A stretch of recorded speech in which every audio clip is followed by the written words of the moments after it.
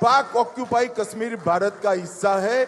वहां का मुसलमान भी हमारा है, वहां का हिंदू भी हमारा है। अमित शाह के बयान पर हंगामा आ रहा है। दुखी दिल के साथ कहना पड़ता है कि जिस तरह हमने पिछली 2 दहाइयों में कश्मीर पॉलिसी को कमजोर किया अपनी गलतियों की वजह से। और अमित शाह साहब ने ये कहा है कि पीओके जो है वो हमारा है, वहाँ के लोग भी हमारे हैं, और उन्होंने कहा कि इसके ऊपर तो जो है वो इंडिया का हक है और वो तो भारत का हिस्सा है। आज पाकिस्तान के ताल्लुक अफगानिस्तान के साथ जिस नहज पे हैं या जिस मुकाम पे हैं वो भी बहुत ही वरींग है। यानी कि ये वो आज़ाद कश्मीर को कह रहे थे, पाकिस्तानियों आज़ाद कश्मीर को अमित शाह साहब ने ये कहा है कि ऐते साडा है। लेकिन जब जवाब मिलता है तालिबान की तरफ से तो ये अपने चेक पोस्ट छोड़ के भाग जाते हैं। क्योंकि जो आपने शुरुआत में बोला कि पाकिस्तान आर्मी के इतने सारे लोग सरेंडर नहीं करेंगे, भागेंगे नहीं, मैं उसका चश्मदीद गवाह हूं कि कारगिल में जिस दिन हमने देखा उनके काफी सारे बुलेट्स पीठ में थे।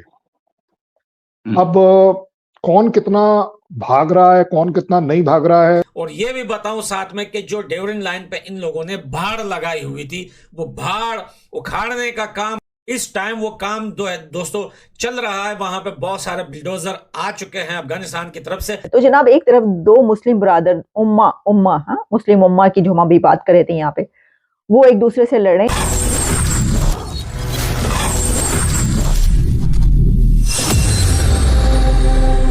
हिंदुस्तान पीपल में आपका दिल से स्वागत है। दोस्तों हम लाए हैं पाकिस्तान की लेटेस्ट रिएक्शन वीडियो। अगर आपने इस चैनल को अभी तक सब्सक्राइब नहीं किया है तो चैनल को सब्सक्राइब कर लें। गृह मंत्री अमित शाह ने एक टीवी इंटरव्यू में कहा कि पीओके हमारा है और वहां के रहने वाले लोग जो किसी भी धर्म के हैं वो हमारे हैं, चाहे वो मुस्लिम हो चाहे वो हिंदू हो। गृह मंत्री के इस बयान से पीओके के लोगों के चेहरे पर एक खुशी की लहर दिखाई दी है और इस पर पाकिस्तान के पेट में दर्द हुआ है। दोस्तों और क्या कह रहे हैं पाकिस्तानी, देखते हैं आगे वीडियो में। अमित शाह साहब ने ये कहा है कि पीओके जो है वो हमारा है, वहाँ के लोग भी हमारे हैं, और उन्होंने कहा कि इसके ऊपर तो जो है वो इंडिया का हक है और वो तो भारत का हिस्सा है। हम उसको यानी कि ये वो आज़ाद कश्मीर को कह रहे थे, पाकिस्तानियों आज़ाद कश्मीर को अमित शाह साहब ने ये कहा है कि ऐते साडा है, तुसी किथे लेके बैठे हुए हो, चलो निकलो। मैं नहीं कह रही, मतलब उन्होंने जो कहा है मैं आपको वही दिखाऊंगी, लेकिन वो इस तरह की बात पहले भी करते रहे हैं और पहले भी कही है। अब देखिए एक तरफ पाकिस्तान के अंदर हो क्या रहा है कि वहां से एयर स्ट्राइक्स हो रही हैं अफगानिस्तान के खिलाफ, अफगानिस्तान के अंदर जाके वहां पे एयर स्ट्राइक्स की गई हैं। और मैं देख रही थी कि ये खबर भी आ रही थी कि ये जो एयर स्ट्राइक्स की गई हैं इसमें जो पीएफ के जेट्स हैं उन्होंने वहां पर एक कमांडर है टीटीपी का, उसको मारा है और उसी के ग्रोह पर वहां पे हमला किया गया। उसके 6-7 वहां पे लोग मारे गए हैं उसके अंदर। कोई ये वाली खबर भी आ रही थी। अब कितनी ऑथेंटिक है आपको पता है, इस तरह की खबरें तो कुछ दिन के बाद ही पता चलती हैं कि कौन मर गया, कहां पर मर गया और क्या हुआ और क्या नहीं हुआ, लेकिन अभी तक हमें यही पता चल रहा है। तो जनाब एक तरफ 2 मुस्लिम ब्रादर मुस्लिम उम्मा की जो हम अभी बात कर रहे थे यहाँ पे, वो एक दूसरे से लड़ रहे हैं, और दूसरी तरफ जो है इंडिया ये कह रहा है लड़न नहीं इन्हों आप ही, ये खुद ही लड़ के मरेंगे, बस आप जो हैं वो जरा साइड पर हो जाएं। और पीओके, अच्छा सिर्फ पीओके की बात नहीं की, बल्कि जो एंकर साहब है ना, मतलब वो देखें कितने कुछ ज़हीन और इंटेलिजेंट, साथ ही उन्होंने शुल्ली छोड़ दी, मिर्चें लगा दी, बलोचिस्तान की बात भी कर दी। ये बलोचिस्तान के बारे में आपका क्या ख्याल है? अब होता क्या है कि जो एंकर्स या जो जर्नलिस्ट इस तरह के, मतलब वो इस तरह है ये वाली तीली लगाते हैं कि वो कोई ना कोई खबर चाहते हैं। बल्कि मैं देख रही थी, उसके ऊपर भी आगे प्रोग्राम करेंगे कि जो, क्योंकि ये इंडिया कॉन्क्लेव 2024 में ये वाली स्पीच की है या ये वाली बातचीत हुई है अमित शाह की, तो इसी तरीके से इंडिया के प्राइम मिनिस्टर नरेंद्र मोदी साहब की भी बातचीत उसके अंदर हुई, और उन्होंने कहा कि आप ये चाहते हैं कि मैं जहां भी जाऊं तो मैं कोई बड़ी खबर दे के जाऊं। तो उसके ऊपर उनका ये कहना था कि मैं हेडलाइन नहीं देता, मैं डेडलाइन देता हूँ। है जी, वाह जी वाह, क्या बात है।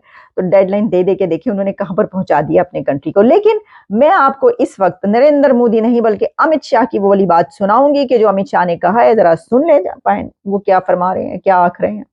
कश्मीर को हम लोग इंडिया मानते, अखंड भारत का हिस्सा मानते। वहां पे अगर किसी का उत्पीड़न हो रहा हो या फिर कोई बलोच हो जो कि वहीं की परिस्थितियों से परेशान है, उसका एक्सप्लॉयटेशन हो रहा है। पाक ऑक्यूपाई कश्मीर भारत का हिस्सा है, इसमें हिंदू मुसलमान का सवाल पैदा ही नहीं होता है। वहां जो मुसलमान है वो भी हमारे हैं, वहां जो हिंदू है वो भी हमारे। ये बड़ी बात बोल रहे हैं आप। बड़ी बात क्या है, मैं पार्लियामेंट में बोला हूं। नहीं कि अगर पीओ शो को बड़ा मत नहीं, बताओ, मैं फिर से कह देता हूं, पाक ऑक्यूपाई कश्मीर भारत का हिस्सा है, वहां का मुसलमान भी हमारा है, वहां का हिंदू भी हमारा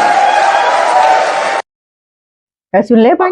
अच्छा जी, अब इसमें उन्होंने बलूचिस्तान से वो जवाब नहीं दिया, आगे उन्होंने उसके ऊपर भी बात की, लेकिन अगर हम यहाँ तक भी रहे तो इसमें उन्होंने क्या कहा है मुझे आगे कुछ कहने की जरूरत नहीं। दुखी दिल के साथ कहना पड़ता है कि जिस तरह हमने पिछली 2 दहाइयों में कश्मीर पॉलिसी को कमज़ोर किया अपनी गलतियों की वजह से, आज पाकिस्तान के ताल्लुक़ अफ़गानिस्तान के साथ जिस नहज पे हैं या जिस मुकाम पे हैं वो भी बहुत ही वरींग है।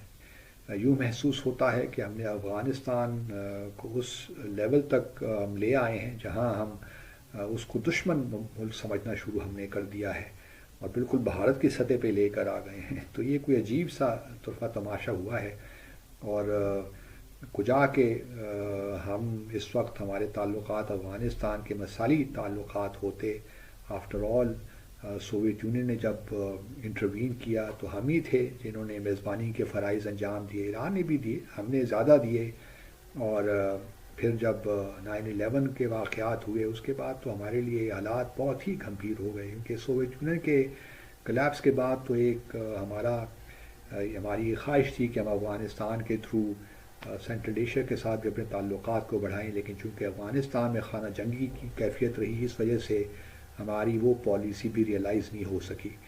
9/11 के बाद हालात और गंभीर हो गए। अफ़गानिस्तान के जो तालिबान उन्होंने तो जद्दोजहद अपनी जारी रखी, उसमें कोई इसमें शक नहीं होना चाहिए कि जो पाकिस्तानी तालिबान थे उनकी भी उनको सपोर्ट हासिल थी।